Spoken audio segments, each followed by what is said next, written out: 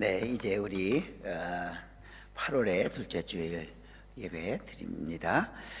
유튜브로 오늘 요즘 아주 감기가 극심해서 말씀하시기를 공통적으로 코로나보다 더 아프시다고, 더 통증이 심하시다고 하시는 말씀들을 여러분들이 하셨습니다.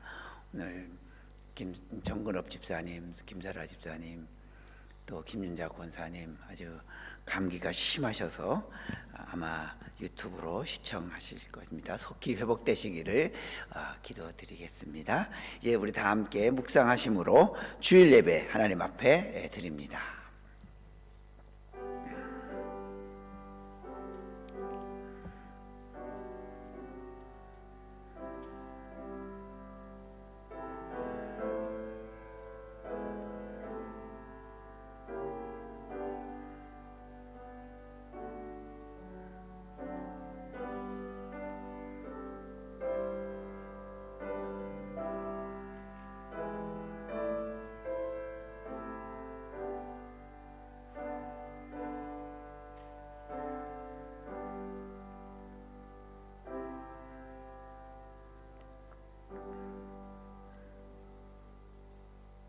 전능하사 천지를 만드신 하나님 아버지를 내가 믿사오며 그 외아들 우리 주 예수 그리스도를 믿사오니 이는 성령으로 잉태하사 동정녀 마리아에게 나시고 본디오 빌라도에게 고난을 받으사 십자가에 못 박혀 죽으시고 장사한 지 사흘 만에 죽은 자 가운데서 다시 살아나시며 하늘에 오르사 전능하신 하나님 우편에 앉아 계시다가 저리로서 산자와 죽은 자를 심판하러 오시리라. 성령을 믿사오며 거룩한 공회와 성도가 서로 교통하는 것과 죄를 사하여 주시는 것과 몸이 다시 사는 것과 영원히 사는 것을 믿사옵나이다. 아멘. 289장 찬송하십니다.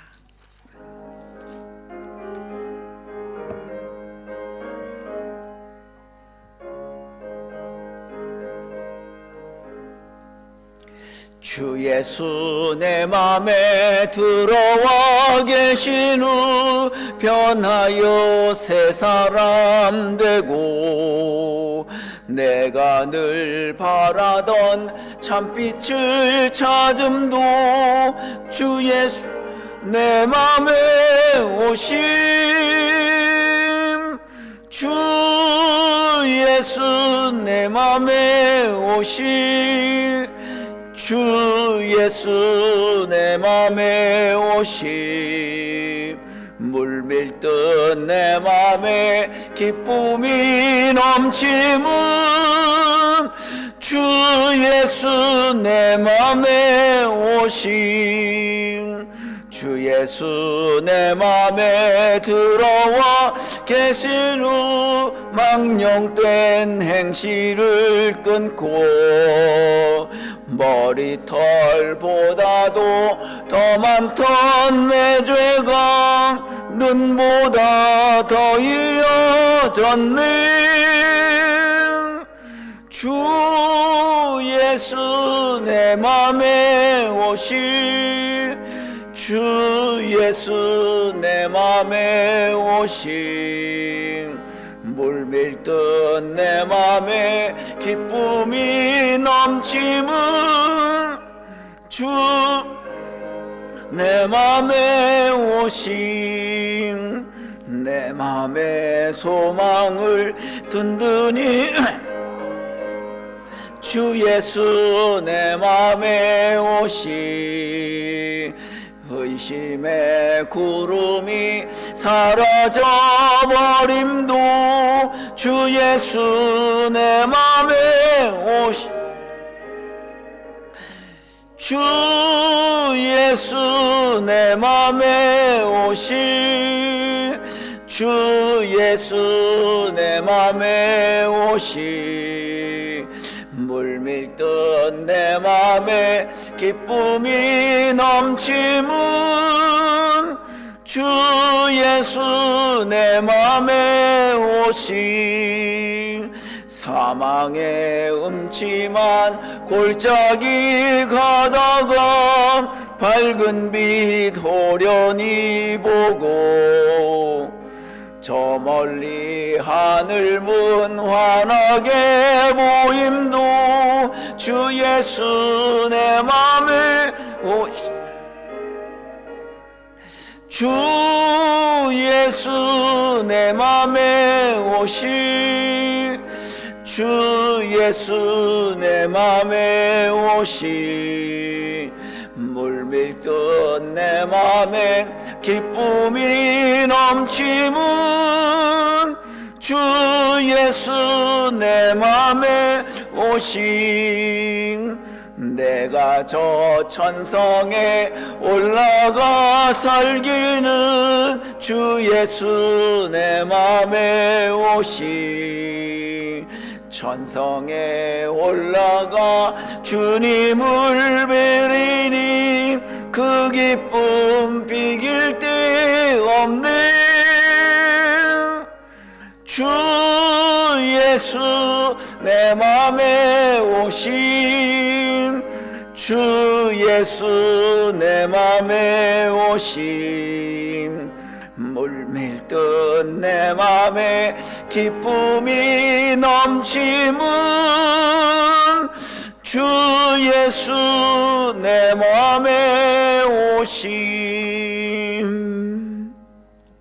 8월의 암송 말씀 함께 하십니다. 여호와는 나의 목자시니 내게 부족함이 없으리로다. The Lord is my shepherd, I shall not be in want. 이제 우리 가족을 위한 기도 하나님 앞에 간절한 마음으로 드립니다.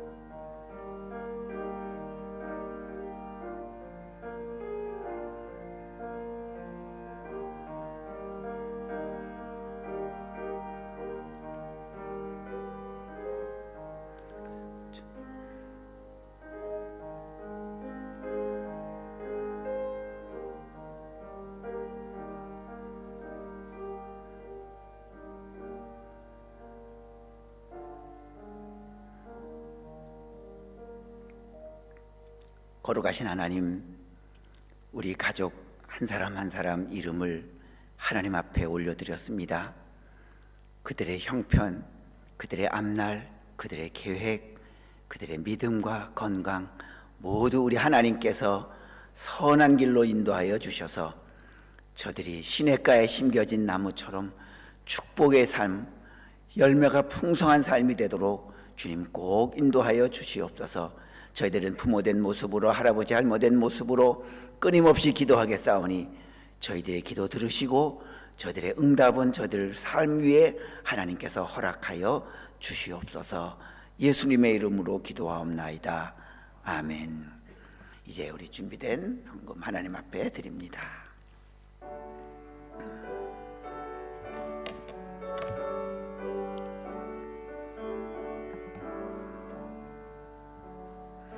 내게 있는 모든 것을 아낌없이 드리네. 사랑하고 의지하며 주만 따라 살리라. 주께 드리네. 주께 드리네. 사랑하는 구주 앞에 모두 드리네. 하나님, 이 시간에 한 주간 동안 더 지켜주신 은혜, 또 돌봐주시고 보여주신 은혜 감사하여서 주님 앞에 예물로 드렸고 또 온라인으로 드려서 함께 주님 앞에 올려드립니다. 기뻐 받아주시고 주신 은혜에 감사할 줄 아는 저희들 위해 한량없는 복을 내려주시사 우리의 일터 위에, 우리의 특별히 자녀들 위해 더 갚아주셔서 풍성한 삶을 누릴 수 있도록 주님 도와주시옵소서. 바쳐진 예물을 통하여 하나님의 영광과 이름이 널리 드러날 수 있도록 인도하여 주시길 바라옵고 예수님의 이름으로 기도하옵나이다. 아멘.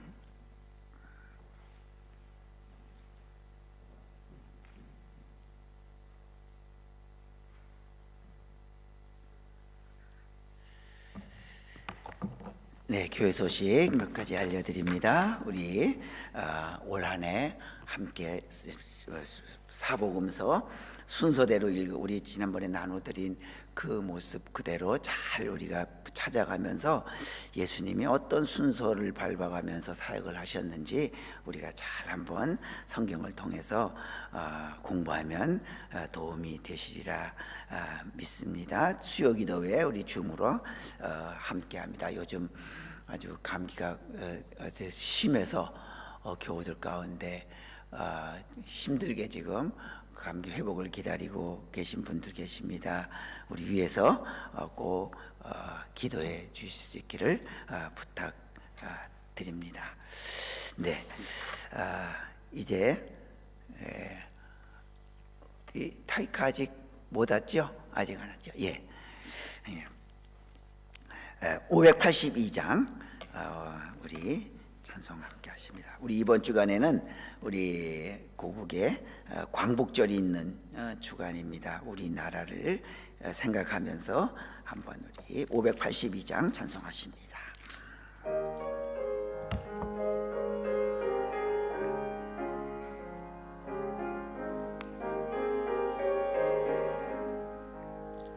어두운 밤 마음에 잠겨 역사의 어둠 짙었을 때에 계명성 동쪽에 밝아 이 나라 여명이 왔다. 고요한 아침의 나라 빛 속에 새롭다. 이 빛 삶 속에 얽혀 이 땅에 생명탑 놓아간다. 옥토에 뿌리는 깊어 하늘로 줄기가지 솟을 때 가지잎 억만을 내어 그 열매 만민이 산다. 고요한 아침의 나라 일꾼을 부른다.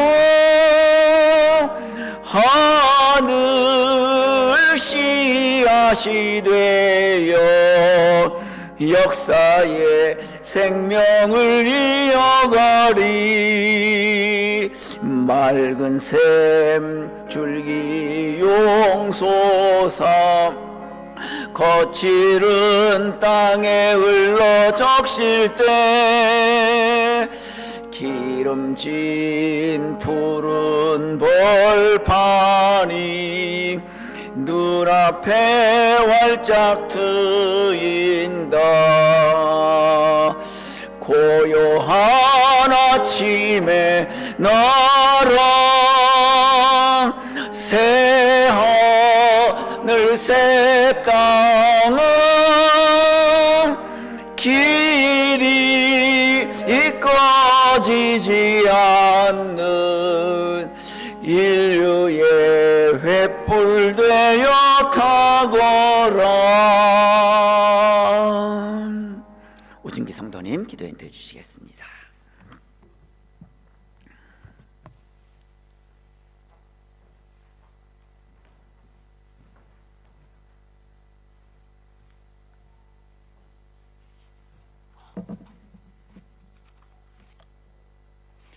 다 같이 기도드리겠습니다. 자비하시고 거룩하신 하나님, 하나님의 은혜와 은총으로 한 주간을 잘 보내게 허락하여 주셔서 감사드립니다. 우리는 하나님의 부름을 받았지만 하나님의 말씀대로 살지 못하고 있습니다. 우리가 이 땅에 살아가는 거짓된 것들에 현혹되게 하지 마옵시고 하나님의 말씀을 섬기고 사모하는 삶을 살아가기를 원합니다. 가장 진실한 것들과 소중한 것들을 추구하게 하소서. 예배할 때 우리 마음속에 있는 염려와 복잡한 생각들이 정리되게 하시고 주님 안에서 해답을 찾게 하시며 말씀을 통해 우리의 기도에 응답을 경험할 수 있도록 축복하여 주시옵소서. 우리 성도들이 하나님에 대한 지식으로 충만하게 하시고 성령의 기름이 넘치도록 부어주셔서 성령이 충만하게 하여 주시옵소서. 2023년에는 갈보리 십자교회와 콜룸바 교회가 전도와 선교를 할 수 있는 교회가 되게 하시고 세상에서 빛과 소금의 역할을 감당하는 아름다운 교회가 되게 하여 주옵소서. 오늘날 기후가 좋지 않아서 세계 곳곳에서 많은 폭염, 폭우, 폭풍, 화재 등이 일어나고 있습니다. 이 모든 재앙을 다스려 주셔서 우리 성도들의 생활과 건강을 보살펴 주시기를 기도드립니다. 고국의 가는 태풍의 피해를 겪고 있는 많은 사람들에게 하나님의 은총이 있어 하루속히 회복해 정상적인 생활을 할 수 있도록 허락하여 주시옵소서. 단위에 세워주신 김성국 목사님을 위해 기도드립니다. 목사님의 말씀을 통하여 폭포수와 같은 하나님의 은혜가 임하는 복된 예배가 되게 하여 주옵소서. 우리의 앞날을 밝혀주시고 우리의 모든 죄를 해결하시는 우리 구주 예수 그리스도의 이름으로 기도드립니다. 아멘.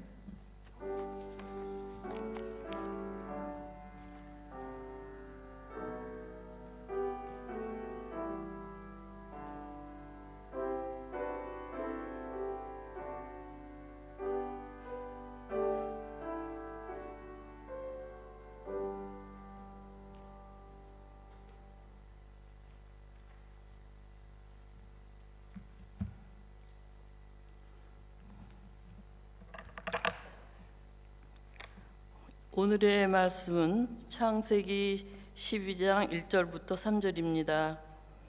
여호와께서 아브라함에게 이르시되 너는 너의 고향과 친척과 아버지의 집을 떠나 내가 내게 보여줄 땅으로 가라. 내가 너로 큰 민족을 이루고 내게 복을 주어 내 이름을 창대하게 하리니 너는 복이 될지라.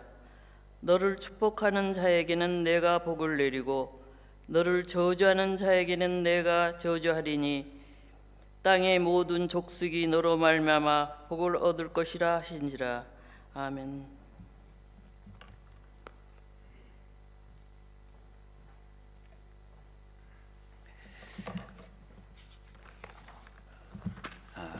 오늘은 우리 순서대로 보는 예수님의 사역 잠시 우리 멈추고 구약 이야기로 돌아가서 구약에 나타나신 하나님의 말씀을 함께 공부합니다. 신약 성경에만 이 아브라함에 대해서 아브라함의 이름이 74번 나옵니다. 그럴 만큼 이 아브라함은 우리 믿는 사람들의 믿음의 본보기가 된 사람이고 믿음의 조상입니다. 우리 기독교인만 아니라 이슬람에도 아브라함은 자신들의 믿음의 조상이고 본보기입니다. 다만 이제 그 아들이 그 후손들이 이제 갈라졌을 때 우리는 아브라함과 이삭과 야곱으로 이렇게 내려오지만 그들은 아브라함과 이삭과 야곱의 형인 에서로 이렇게 갈라집니다. 거기서 이제 이슬람과 우리 기독교의 차이가 있습니다. 어쨌든 간에 우리가 이 아브라함이 신약에만도 74번씩이나 언급될 만큼 믿음의 본보기로서 우리가 늘 생각하고 있을 때 과연 나 같은 사람이 이 아브라함과 같은 사람이 될 수 있는가? 도저히 우리는 아브라함을 따라갈 그런 나는 자격이 없다라고 모든 사람들이 그렇게 마음을 먹습니다. 그는 특별했기 때문에 선택돼서 그 믿음의 조상이 되었지 우리 같은 사람이 될 수 있을까라고 생각을 합니다. 그러나 성경은 그렇지 않습니다. 오늘 말씀 보면 1절에 여호와께서 아브라함에게 이르시되 너는 너희 본토 친척 아비 집을 떠나 내가 네게 지시할 땅으로 가라. 그리고 부릅니다.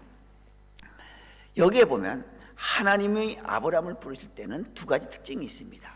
첫 번째가 뭐냐면 평범한 아브라함을 불렀다고 하는 겁니다. 이 어떻게 평범했냐면 아브라함은 원래가 그 집안이 소위 말하는 기독교의 성골, 기독교의 진골도 아니었어요.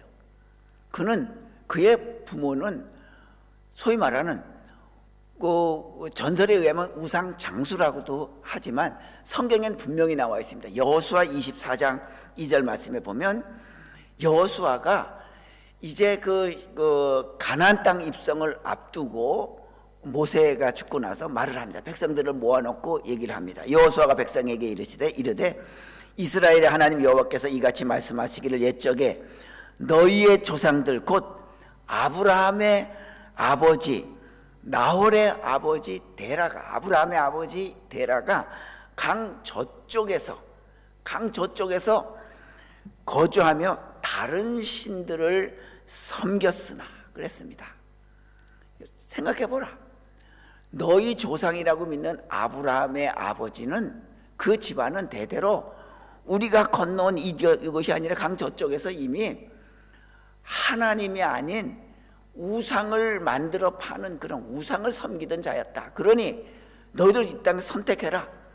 너희들도 그 후손인데 너희들 조상 아브라함의 그 집안처럼 그 우상을 섬길 것인가? 아니면 우리를 여기까지 인도해 내신 하나님을 섬길 것인가? 오늘날 선택하라 라고 결단의 얘기를 하는 모습이 여호수아 24장 2절의 말씀입니다.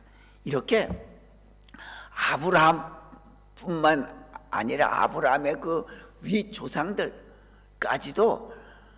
특별한 사람이 아니라 오히려 하나님을 섬기는 자가 아닌 우상을 만들어 팔 정도의 그런 지독한 우상 숭배자였던 것입니다.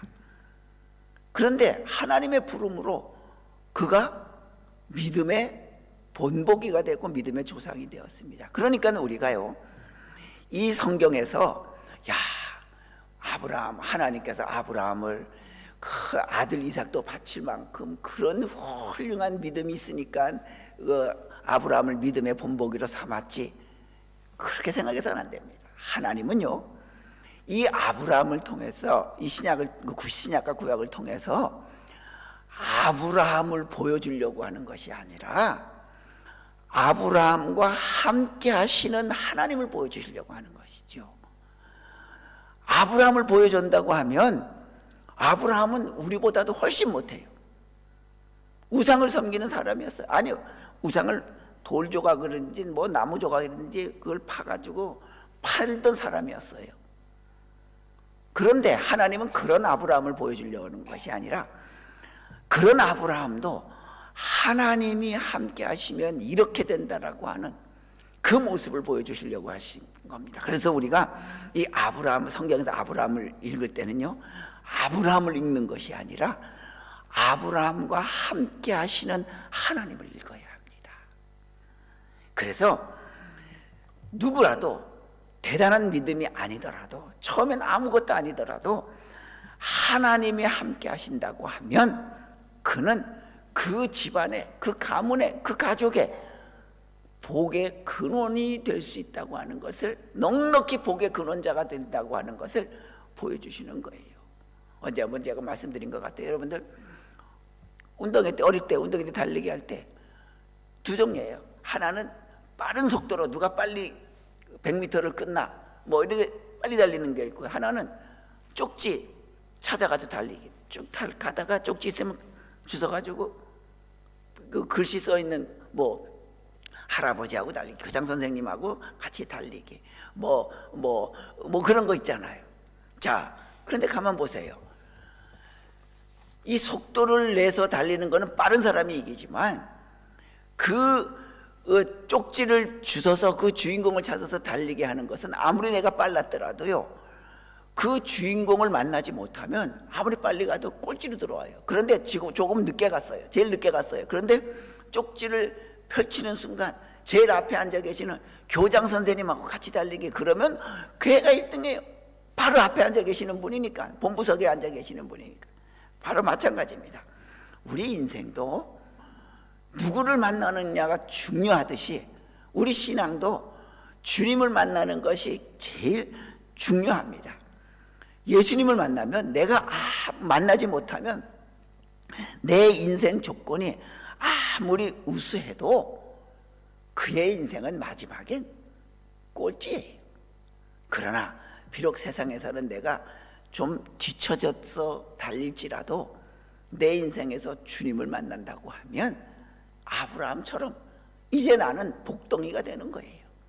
나로 말미암아 나뿐만 아니라 내 가족이, 내 이웃과 내 교회가 복이 되는 거예요. 그래서 우리가 그러잖아요. 땅에 떨어진 낙엽도요, 바람을 만나면 하늘을 날아갑니다. 그러니 우리 인생에서 우리가 이제는 내 인생에 하나님을 만나는 것이 가장 축복이라고 하는 이 믿음. 그래서 하나님은 아브라함을, 평범한 사람을 골라서 하나님이 함께 하시니까 이렇게 복의 근원이 됐다라고 하는 것을 보여주시는 거예요. 평범한 사람을 고른다고 하는 것. 내가 뛰어나지 않아서 내가 과연 하나님의 사람이 될 수 있을까? 아닙니다. 하나님은 평범한 사람 속에 있는 그 하나님을 보게 하시는 것, 우리가 잊지 마시기를 바라고. 그 다음에 성경에 보니까 하나님께서 다 부르지 않았어요. 아브라함을 불렀어요. 아브라함에게 너는 너의 본토 친척 아비 집을 떠나서 내가 네게 지시할 땅으로 가라. 한 사람을 불렀어요. 여러분들, 항상요, 성경에 축복의 역사는 바로 한 사람부터 시작됩니다.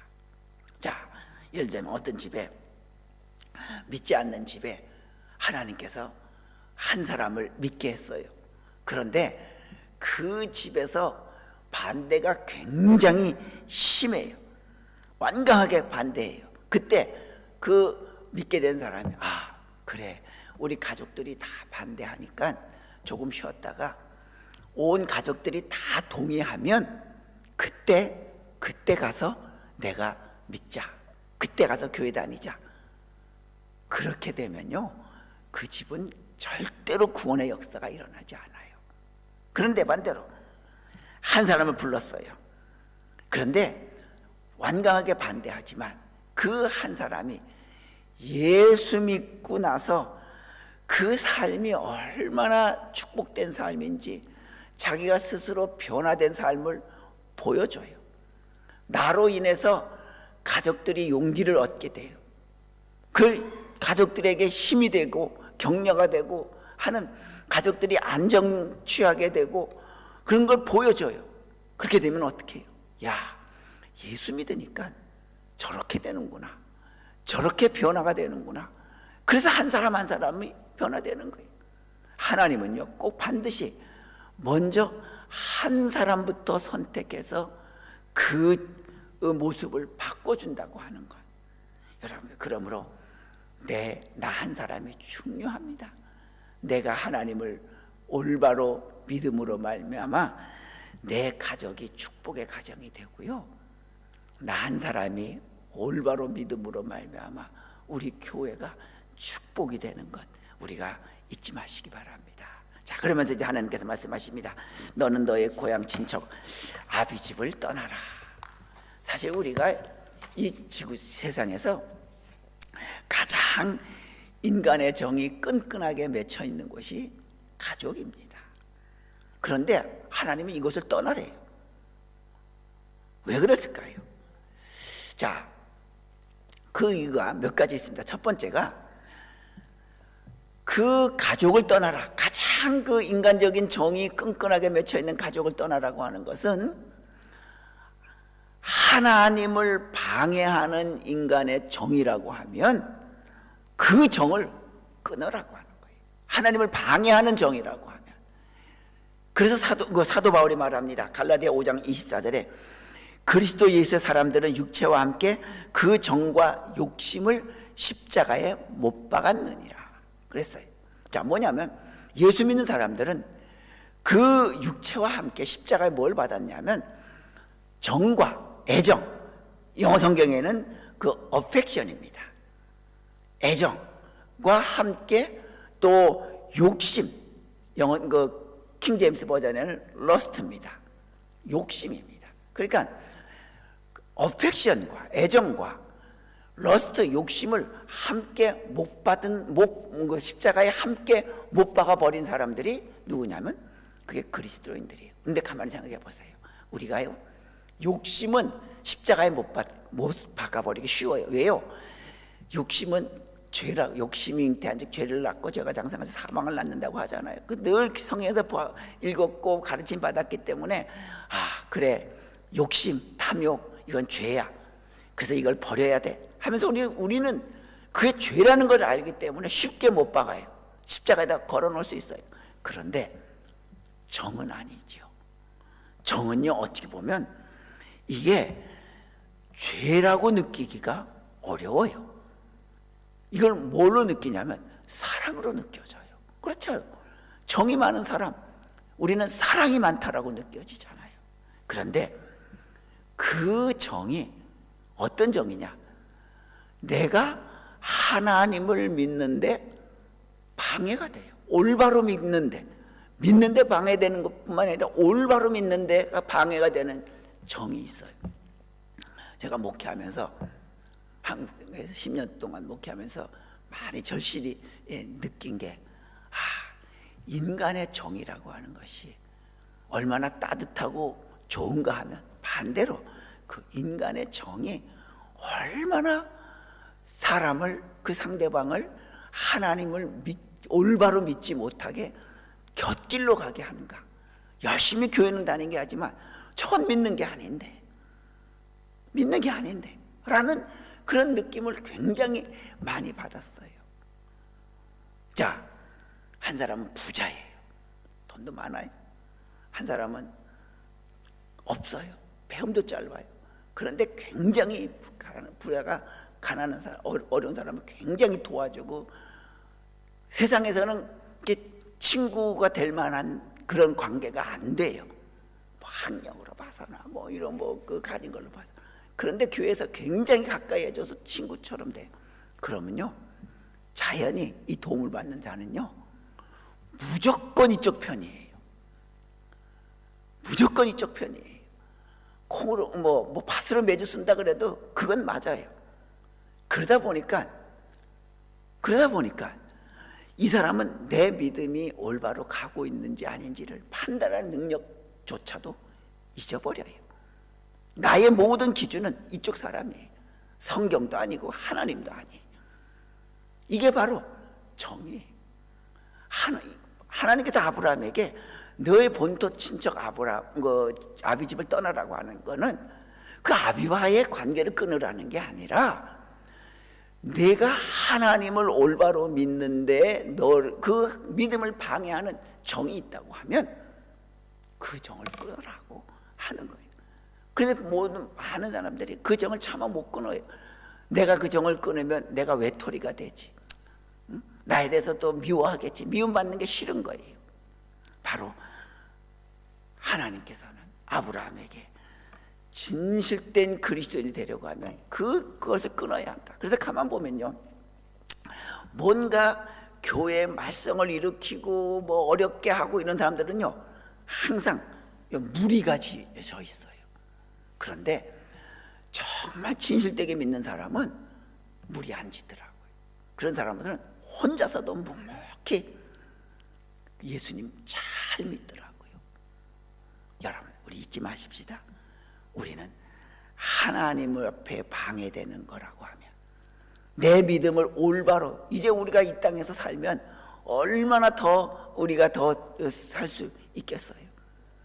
그 남은 우리의 여정을 정말 진실된 가치를 가지고 믿는 길을 걸어야 한다고 하면, 그 믿음에 방해되는 것들은, 그 정이 있다고 하면 그것마저도 우리가 끊고 하나님 앞에 올바로 설 수 있는 우리가 될 수 있기 바랍니다. 그 다음에 두 번째로, 내 본토 친척 아비 집을 떠나라고 하는 것은, 여러분들, 우리가요 좀 더 나은 미래를 갖기 위해서는 우리가 뭔가 많이 나에게 채워야 되고 가져야 되고, 우리가 그렇게 생각을 합니다. 그런데 사실 우리가 더 나은 삶, 더 나은 미래를 갖기 위해서는요, 알고 보면 창조적인 포기가 필요합니다.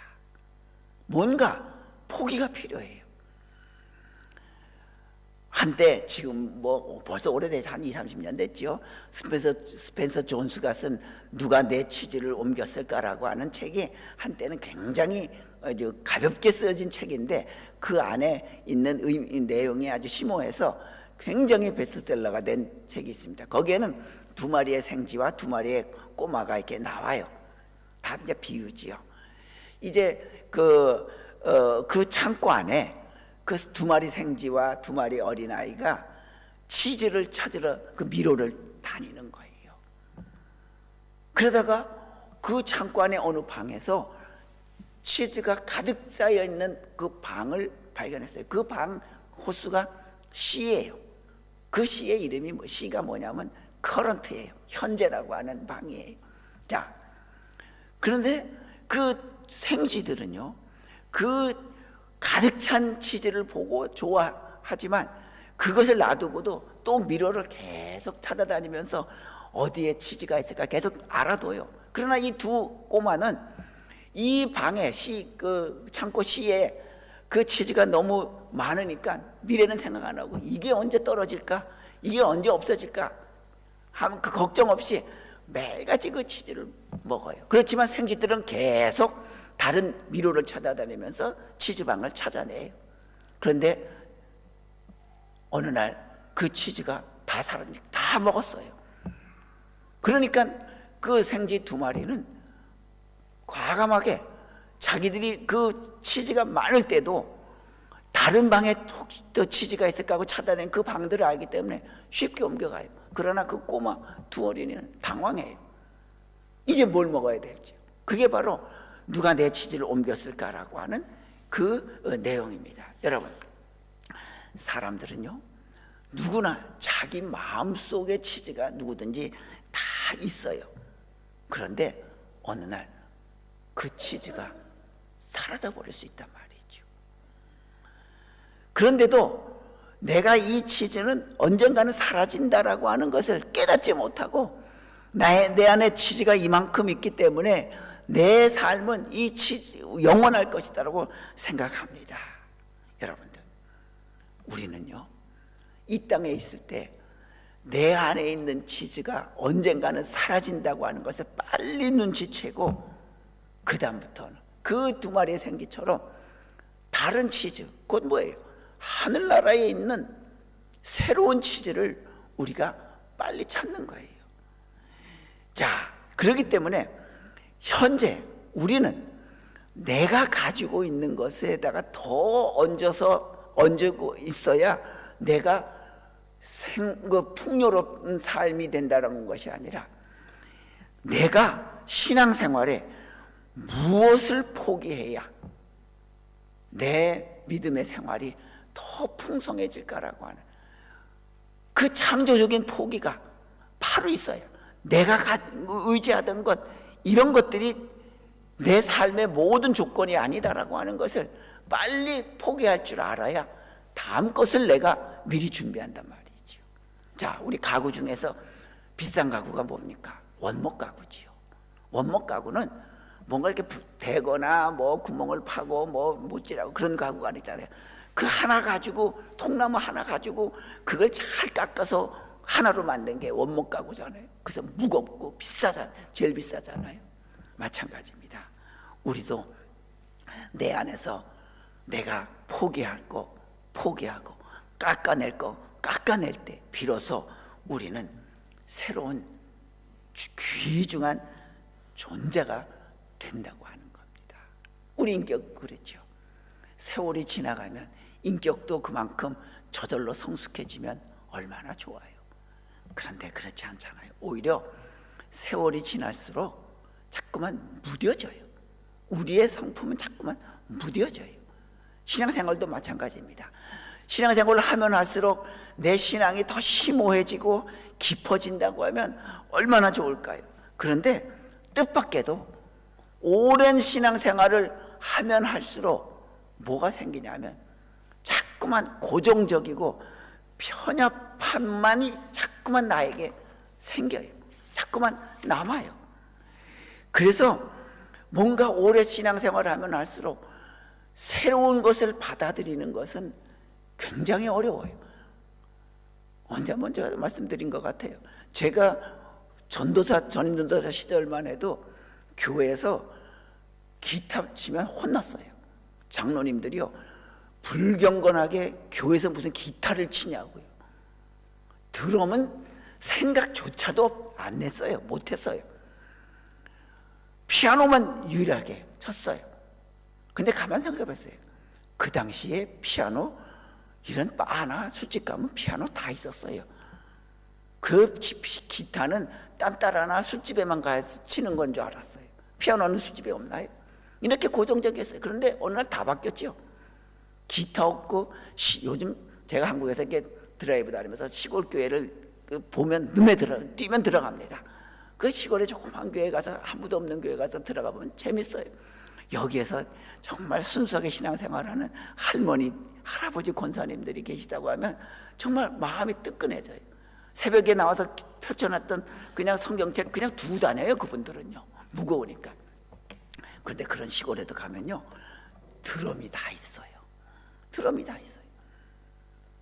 그만큼 제 전도사 때는 그만큼 편협했어요. 심지어 저희 담임 목사님은 그때 이 십자가가 가운데 있는데 피아노를 가운데 놨다고, 그 무슨 행사하려고 가운데 놨다고. 그래서 십자가 앞에는 아무것도 없어야 된대요. 이렇게 거칠 게 없어야 된대요. 혼난 적도 있어요. 여러분, 사실 우리가 신앙이 오래되면 될수록 그렇게 편협함이 계속 우리에 쌓이고 쌓여요. 바로 이런 것들을 우리가 창조적으로 포기할 때 내 마음이 새로워지는 거예요. 그래서 하나님께서는 아브라함에게 내가 가지고 있었던 그런 것들을 포기할 줄 알아야 내 믿음이 항상 새로워진다고 하는 것. 그래서 이제부터 우리는 내 안에 있었던 신앙의 다성들, 편협함들 우리가 벗어버리고 항상 우리 안에서 기쁨으로 우리가 갈 수 있는 그런 믿음, 우리가 꼭 간직할 수 있기를 바랍니다. 세 번째로, 자, 그 그 하나님께서 본토 친척을 떠나라 그랬어요. 그 아브라함이 살던 그곳은요, 우상을 깎아 만들든지 동으로 돌을 쳐서만 깨서 이렇게 만들든지 간에 우상을 만들어 팔 만큼 그 믿음에 악한 영향을 끼치는 많은 사람들이 그 고향에 살고 있었어요. 그러니까 그 말하는 거예요.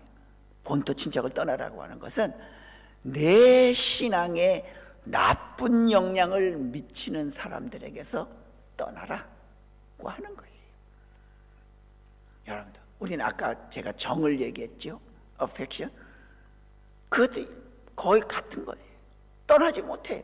나에게 분명히 나쁜 영향이 있는데도 그 정 때문에 못 떠나거나, 아니면 이제는 그것조차도 나쁜지 아닌지조차도 분간할 수 있는 능력이 사라졌기 때문에 이제는 떠나지 못해요. 나에게 계속 나쁜 영향만 미치는 거예요. 여러분, 악화가 양화를 구축해 버리듯이요, 항상 좋은 사람과 나쁜 사람이 있다고 하면, 모이면 나중엔 뭐만 남냐면 좋은 사람들은 다 떠나요. 나쁜 사람들만 남아요.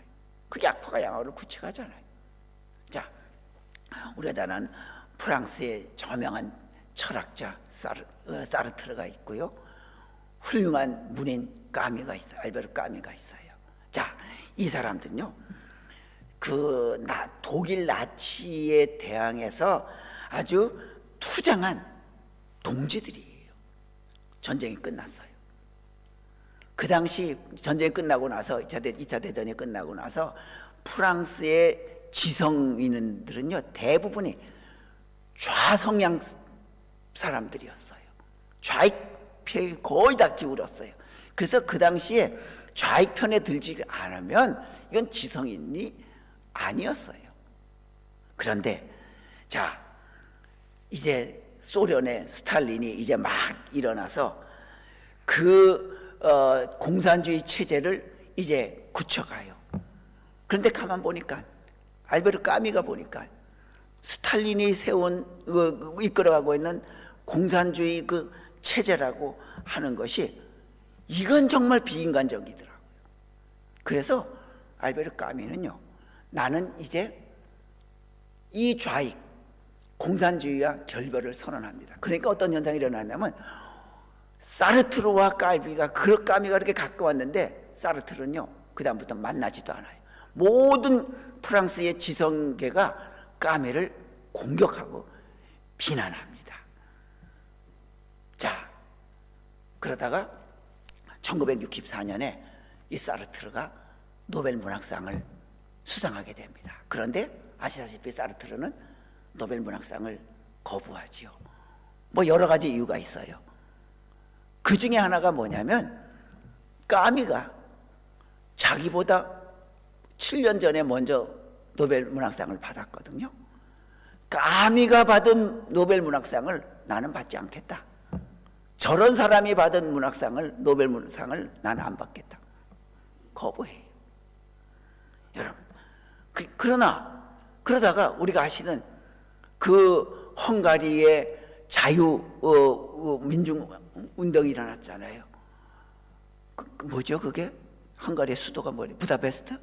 예, 부다페스트 항쟁 일어났을 때 소련이 탱크를 강제 진압하잖아요. 그걸 보고 프랑스 좌익의 지성인들이 많이 돌아왔어요. 그런데 끝끝내 사르트르는 돌아오지 않고 죽었어요. 여러분들, 자신과 친하게 지냈기 때문에 나는 돌아설 수 없었다고 하면, 까미는 계속 좌익에 머물러 있을 수밖에 없었어요. 그러나 그는 그게 중요한 게 아니라 무엇이 인간적인지, 그래 그 자본주의인 미국이 그렇게 비인간적이라고 하면, 그럼 스탈린이 이끌어가고 있는 소련은 뭐냐 말이지. 이건 더 뭐냐. 그걸 볼 줄 아는 눈을 그들은 감히 나타내지 못했던 거예요. 여러분, 이제부터 우리는 기억해야 할 것입니다. 나에게 악한 악한 영향을 주는 데 대해서는 빠져나와야 합니다. 빠져나와야 할 곳과 머물러야 할 그곳, 우리는 구분하며 살아가야 합니다. 은혜의 자리는 머물러야 하지만 나에게 불신의 자리를 주는 곳은 떠나야 합니다. 말씀을 나누는 자리에는 내가 오래 머물러야 하지만 말씀은 뒷전에 두고 비난과 험담과 하는 그 자리는 우리가 빨리 떠나야 합니다. 선을 이루는 자리에는 분명히 우리가 오래 머물러 있어야 하지만 악을 흉내내는 자리에서는 우리는 빨리 떠나와야 한다고 하는 것. 우리가 이런 모습, 악한 영향을 주는 것에서는 빨리 벗어나라고 하는 아브라함에게 너의 본토 친척 아비 집을 떠나라고 하는 그 믿음도 우리가 가져야 할 것입니다. 그 다음에 네 번째로, 자, 본토 친척 아비 집은 그가 태어나서부터 자라는 근본이었어요. 자, 거기서 본토 친척 집에서 하나님을 잘 섬기면 왜 안 될까? 거기서 잘 섬겨도 될 텐데. 그런데 하나님 떠나라고 한 것은, 하나님의 말씀을 따른다고 하는 것은 뭐냐면 내가 근본이라고 생각했던 그 근본을 떠나라고 하는 거예요. 우리 인간의 근본이 뭡니까? 우리의 인간의 근본은요, 아담의 후손이기 때문에 항상 자기 중심이에요. 내 중심이에요. 그래서 내 중심으로 모든 것을 판단하고 그래요. 나에게 유익이 되면 그건 선이고 나에게 불리하면 그건 악이에요. 여러분들, 제가 부러워하는 게 뭐가 있을까요? 제가 장동건을 부러워하겠어요? 누굴 부러워하겠어요? 얼굴 잘생긴, 조각같이 잘생긴 사람? 저는 하나도 안 부러워해요. 하나도 안 부러워해요. 제가 누굴 부러워하겠어요? 제 친구 중에 엄청나게 교회를 크게 해요. 가만 보면 나보다도 못할 것 같은데, 설교도 나보다 잘 못하는데 교회는 엄청나게 커요. 굉장히 부러워합니다. 배가 아파요. 그래서 요즘 배가 아픈지 모르겠어요. 배가 아파요. 이게 자기 중심이에요. 이게 인간이에요. 이게 아담의 그 후손인 우리의 근본의 모습이에요. 그래서 하나님께서는 네가 하나님의 말씀을 정말 잘 따르려고 하면 내 근본에서 벗어나라. 자기 중심적으로 자기 편협하고 생각하는, 자기 가치 판단을 자기로 드는 자기 중심적인 그 모습에서 벗어나라고 하는 것입니다. 자기 본토와 자기의 근본을 벗어나지 않는 믿음, 하나님께서 그 안에서 말씀이 자랄 수 없다라고 말을 합니다. 예수님은 그걸 가지고 뭐라고 그러냐면 자기를 부인하고 나를 따르라 그랬어요. 그게 바로 내 근본이에요. 아담의 그 모습이 그대로 담겨져 있는 자기 중심적인 나를 부인하지 않을 때 우리의 믿음은 결코 새로워질 수 없다고 하는 것입니다. 아브라함이요, 그래서요 본토 친척 집을 떠났죠.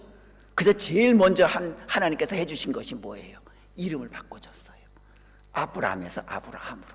아브라함은 내 근본을 바꾸지 않은 옛 모습이고, 아브라함은 내 근본을 바꾼, 이제부터는 내가 하나님을 위해서 사는 사람이다, 그런 의미로 아브라함이라는 이름을 붙여줬어요. 이제부터 우리는 내 근본을 변화시켜야 합니다.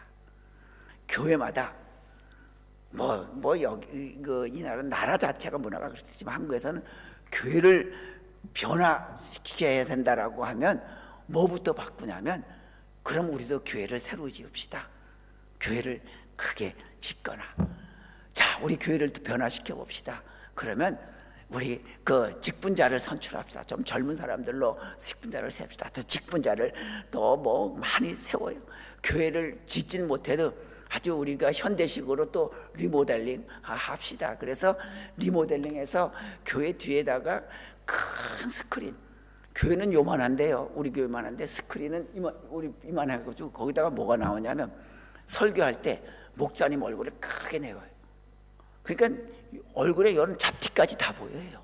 그러니까 교인들이 말씀을 듣는 게 아니라 목사님 저기 점도 있고 저기 그 모공도 나 있고 이런 거예요. 그 아무 필요 없잖아요. 그림 같이 이만한 거리인데 다 들리고 잘 보이는데, 왜? 모든 유행이니까. 그래서 리모델링도 하고 우리 교회를 번화시키자 보면 심지어 목회자도 바꿔버리자. 바꾸자. 그럼 교회가 달라질 것이다. 그런데 교회가 별로 변화가 없어요. 왜 그래요? 교회에 생명력이 없기 때문이에요. 생명력이 없는데 아무리 바꿔놔도 그게 뭔 소용이 있냐 말이에요. 자, 교회에 생명력이 없는 이유가 바로 뭐겠어요? 내가 죽지 않아서 그런 거예요. 내가 죽지 않아서. 그래서 나를 바꾸려고 하면 내 마음부터 바꿔야 돼요. 어떻게 해요? 내가 얼마나 오래 살 것인가가 아니라 어떻게 살 것인가. 그걸 바꿔야 돼요. 난 이제부터는 어떻게 살아야 할 것인가. 교회를 바꾸려고 하면 이제는 어떻게 바꿔야 할 것인가가 아니라 무엇을 바꿀 것인가를 초점을 맞춰야 돼요. 무엇을 바꿔야 돼요? 교회 안에 있는 나를 바꿔야 돼요. 내가 바꿔지지 않는데 아무리 리모델링하고 바꾸고 뭘 바꾸고 해도 그게 바꿔지겠냐 말이죠. 여러분들, 이제부터 우리는 하나님 안에서 내 근본을, 나를 바꾸는 그런 우리의 모습, 내 중심적으로 믿음 생활하고 내 중심적으로 얘기하던 것을 바꿀 때 비로소 우리가 새로워진다고 하는 것. 마지막으로 하나님께서 그 아브라함의 본토 친척 아비 집을 떠나라고 하는 것은 그 자기 고향 동네에 살 때는 많은 사람들이 있어서 필요할 때 도움도 청하고 뭐 그래요. 그런데 떠났어요. 아무도 몰라요. 이제 누구만 의지해요? 사람 의지 못해요. 저 사람이 누군지 내가 얘기 다 했다가 오히려 뒤통수 맞을지 몰라요. 그러니까 하나님만 의지하게 하는 거예요. 이제부터 너는 하나님 나만 의지하는 백성이 되라. 그런 뜻으로 본토 친척 아비 집을 떠나게 했던 거예요. 여러분들, 우리가 정말 믿음의 사람인지 아닌지를 테스트할 기회가 있습니다. 언제냐? 하나님께서는요, 우리를 완전 사면초가 완전 몰리게 해놔요. 그럴 때 우리는 하나님 앞에 주님과 독대하는 거예요. 하나님, 이거 어떻게 하면 좋겠습니까? 길을 주십시오. 해결해 주십시오. 내가 이길 힘을 주십시오. 그때 비로소 내가 과연 하나님 한 분만 의지하고 사는지 알게 해주십니다. 꼭 기억하시기를, 우리 이제 하나님 앞에서 꼭 하나님만 의지하며 우리에게 살아가는 우리가 꼭 될 수 있기를 바랍니다. 고맙습니다. 우리 타이카가 오는 것 같은데 한번 맞이해 보세요. 예, 우리 한번 기도하겠습니다. 하나님 고맙습니다. 저희들 이제 평범한 한 사람이지만 우리를 우리 집안의 가장으로, 어머니로 세워주셔서 우리 자녀들에게 믿음의 근원이, 복의 근원이 되게 해주셔서 고맙고 감사합니다.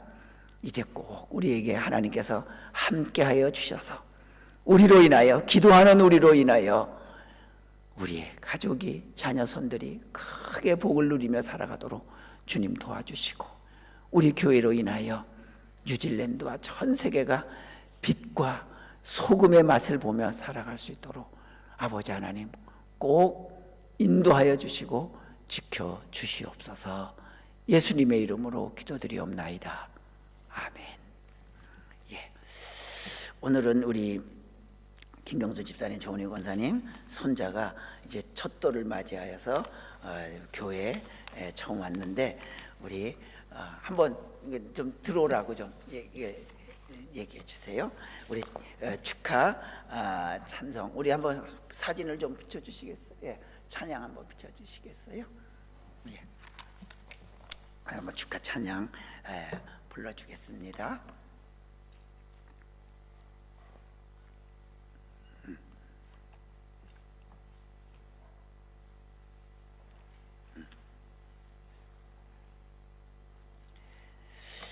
예, 우리 타이카 아빠하고 타이카 엄마도 잠깐 지금 어디 간 것 같은데 이 앞에 조금 나와주세요. 우리 찬양합시다. 앞으로 나오세요. 예.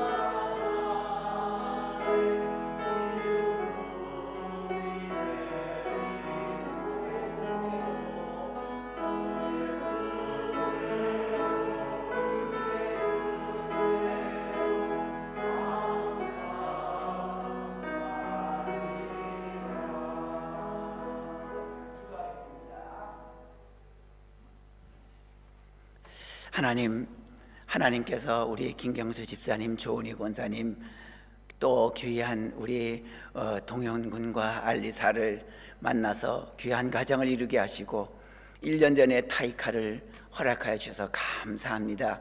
1년 동안 건강하게 키워주신 하나님, 오늘 이렇게 교회를 주님의 성전을 찾아왔으니 하나님 앞길에 하나님의 은혜를 더하여 주셔서 그로 하여금 하나님의 큰 복을 받아 누리는 귀한 아기 되도록 도와주시고 장성해서 사는 동안에 하나님의 무한한 복을 누리며 살아가도록 도와주시옵소서. 이제 믿음의 가문의 귀한 아기원이 하나님께서 그 믿음의 유업이 잘 이루어질 수 있도록 주님 인도하여 주시옵소서.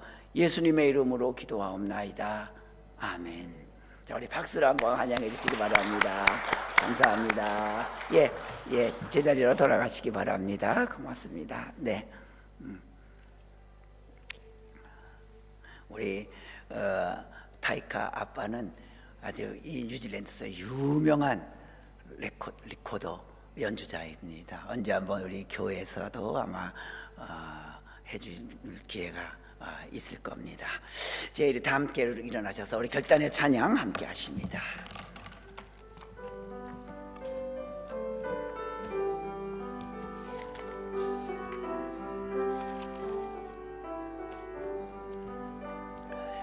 여기에 모인 우리 주의 은총 받은 자여라.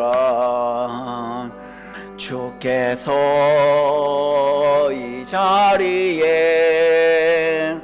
함께 계심을 아노라. 언제나 주님만을 찬양하며 따라가리니 시험을 당할 때도 함께 계심을 믿노라. 이 믿음도 굳세라. 주가 지켜주신다. 어두운 밤에도 주의 밝은 빛 인도하여 주신다. 이제는 우리 구주 예수 그리스도의 은혜와 하나님 아버지의 크신 사랑하심과 성령의 함께 하심이 이제 우리와 함께 계신 하나님께서 우리로 하여금 복의 근원이 되어서 우리 가문에 우리 귀한 자녀손들 위에 아브라함처럼 또 그 아내 사례처럼 우리도 큰 복을 끼치며 살아가기로 새롭게 다짐하는 하나님의 거룩한 백성들 위에와 이제 첫돌을 맞이하여 하나님의 귀한 성전을 찾아온 귀한 타이카의 앞날 위에 또 우리의 일터와 우리의 고국 대한민국 위에 지금부터 영원히 함께 하옵시기를 간절히 축원하옵나이다. 아멘.